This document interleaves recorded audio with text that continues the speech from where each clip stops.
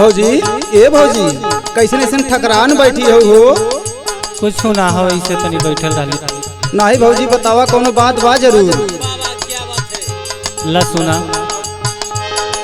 सुतल रहनी निदिया में हमके जगाई गयो छलिया बलमुआ सपनवा में आई गयो छलिया बलमुआ सपनवा में आई गयो छलिया बलमुआ सपनवा में आई गयो। सुतल रहनी निदिया में हमके जगाई गयो छलिया बलमुआ सपनवा में आई गयो छलिया बलमुआ सपनवा में आई गयो छलिया बलमुआ सपनवा में आई गयो।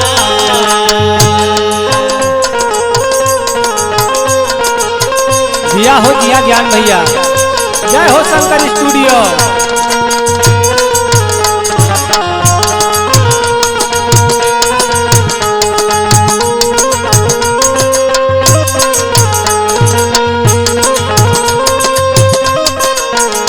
और सुना ना लोग सुनावा। रतिया में आवे बोलावे पजरवा बुलावे पाजरवा बुलावे पाजरवा बुलावे पाजरवा बुलावे पाजरवा। हमके जगावे ऊ खींच के अचरवा खींच के अचरवा हो खींच के अचरवा खींच के अचरवा हो खींच के अचरवा। रतिया में आवे बोलावे पजरवा हमके जगावे ले खींच के अचरवा। और सुना सुनावा।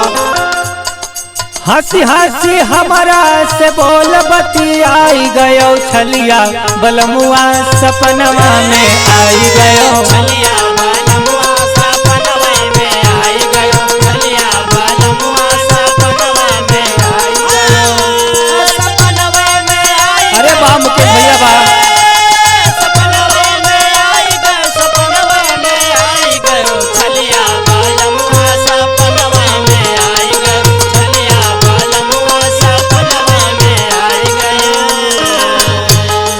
और सुना सुनावा। बोले चिरहिया या टरिया पे बोली टरिया पे बोली टरिया पे बोली टरिया पे बोली टरिया पे बोली।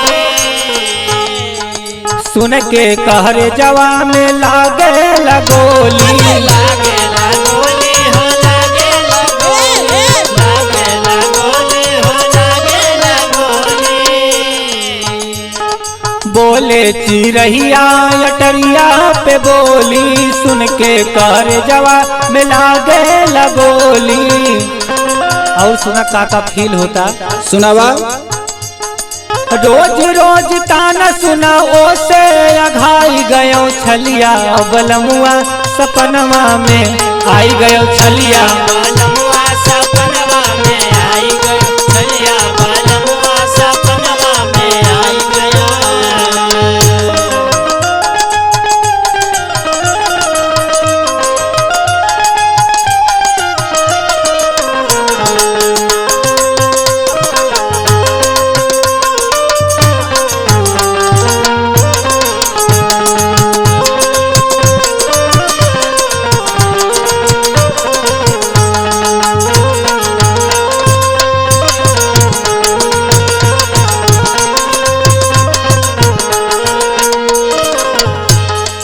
और सुना सुनावा। सोचिला बतिया बेकार होई भौजी बेकार होई भौजी बेकार होई भौजी बेकार होई भौजी बेकार होई भौजी। कबले सपनवा साकार होई भौजी साकार होई भौजी साकार होई भौजी साकार होई भौजी साकार होई भौजी। सोचिला बतिया बेकार होई भौजी कबले सपनवा साकार होई भौजी।